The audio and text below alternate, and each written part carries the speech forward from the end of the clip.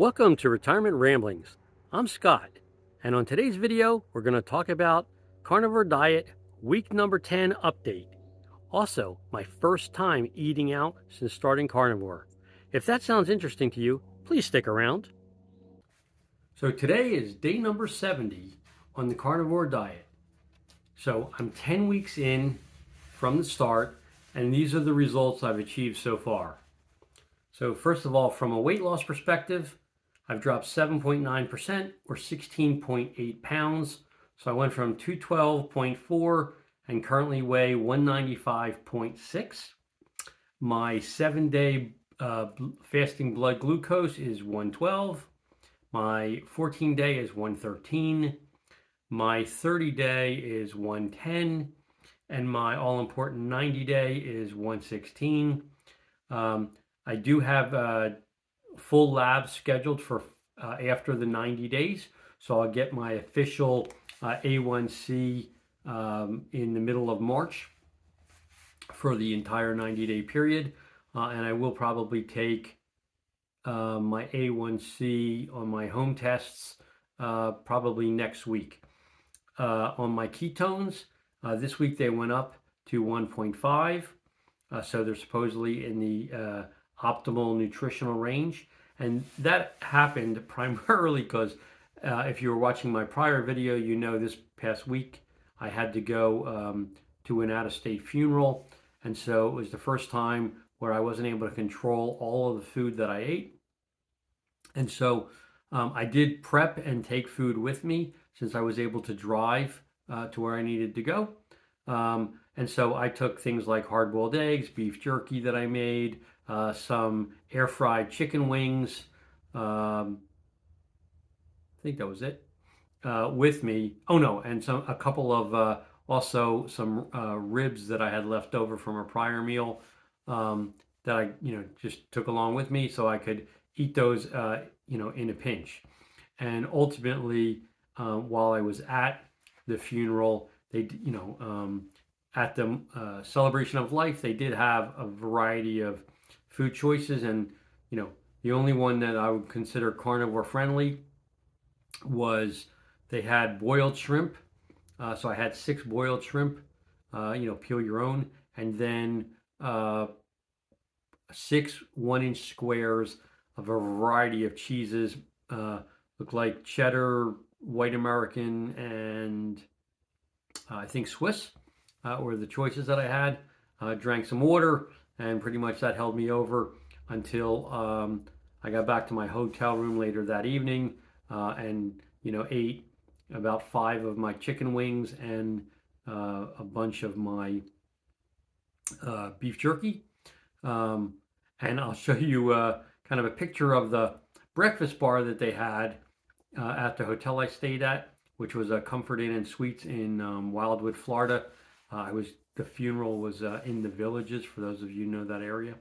But in any event, you'll see what they had there. They actually did have eggs and some sausages that you probably could have got by with for carnivore.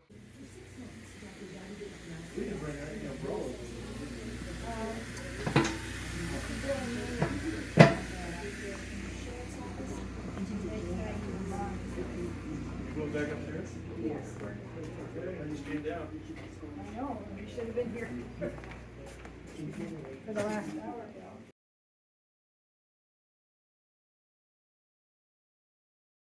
But I took my own, as I indicated, hard-boiled eggs, and I had that with some beef jerky. But I'll show you what the hot breakfast looked like and what I ended up eating. Issues for the week. My skin issues continue, so I still have that annoying carnivore or keto rash on my torso. It has lightened up, but the deeper I go into ketosis, the itchier it gets. So now that I'm back at 1.5 on the ketones, up from, it was either 0.9 or 0.6 the prior update. Since that's happened, the itchiness has come back. Also, my rosacea has flared up, so I'm getting more bumps, in here and up in here and over here. But it is what it is. And at some point, I'll set up an appointment after the 90 days to go to a dermatologist and, see if there's something I can do other than just take, a course of doxycycline as the treatment for that. I mean, obviously, I know from reading all these comments on other YouTube videos and doing a bunch of searches that if I bring myself up out of ketosis by adding more carbs, it'll go away. Well, that's not what I want to do anytime soon. So I'll just have to figure out how to adjust for it. The other thing that came up, so today I went to the dentist for a normal, checkup cleaning, and found that since my last cleaning, which was right before I started Carnivore, I had a significant amount of plaque buildup, although my dental hygiene habits have stayed consistent. So I use a water pick. I have a Oral-B rotating toothbrush, which both of which the doctor had recommended, and I've been using for years successfully. They basically indicated that from other carnivore patients that they've had, that the changes in your saliva, which is your glands are back here and here, and then two under your tongue, causes an increase in calcification. So you end up basically getting more tartar because of the diet.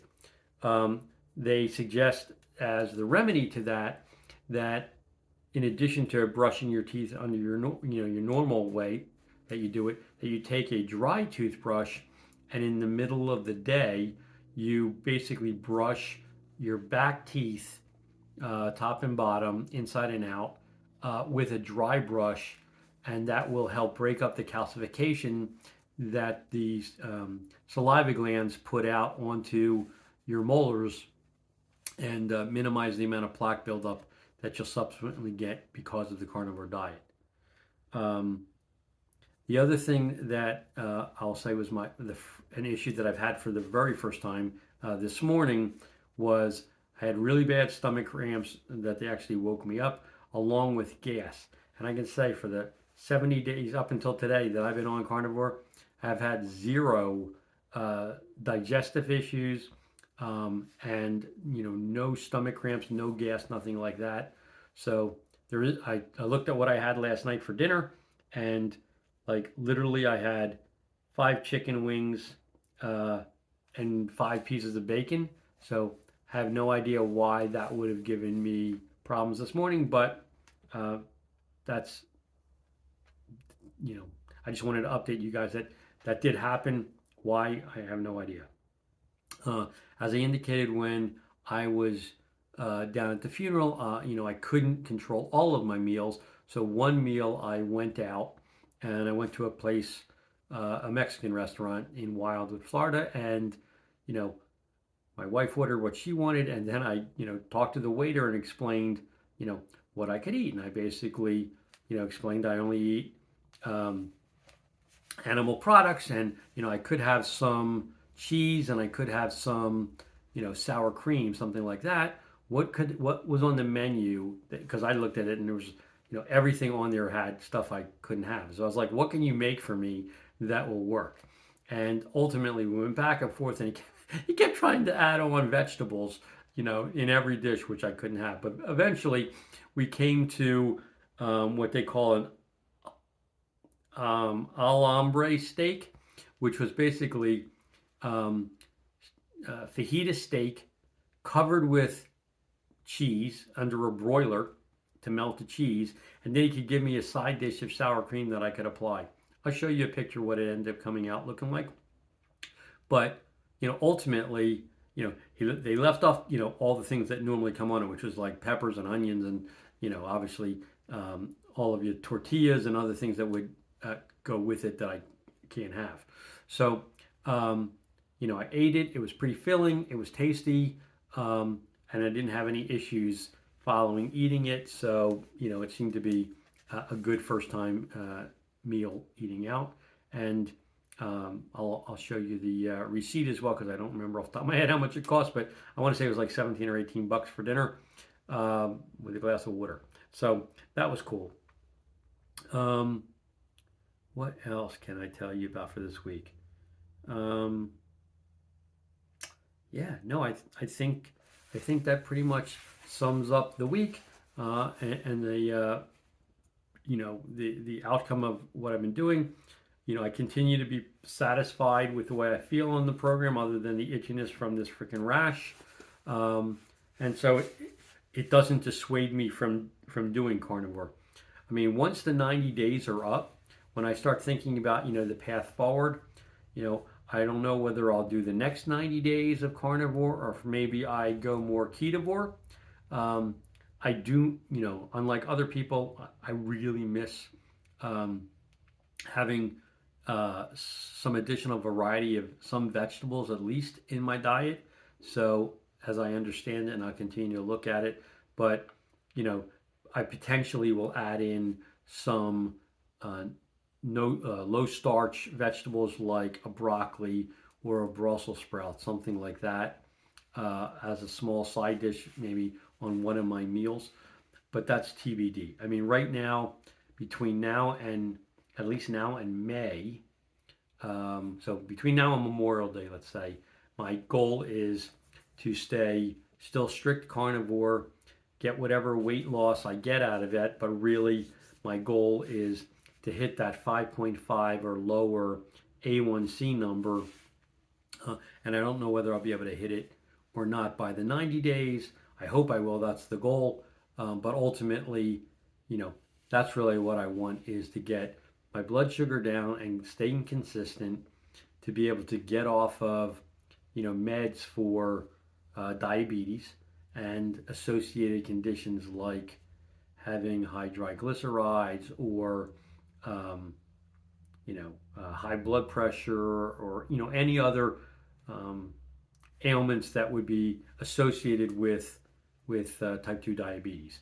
So ultimately, I'd like to be able to say at the end of the 90 days, or, if it takes me 180 days, or whatever number it is, that I'm no longer a type 2 diabetic, let me rephrase that. I'll always be a type 2 diabetic, because I don't think you can actually get rid of it.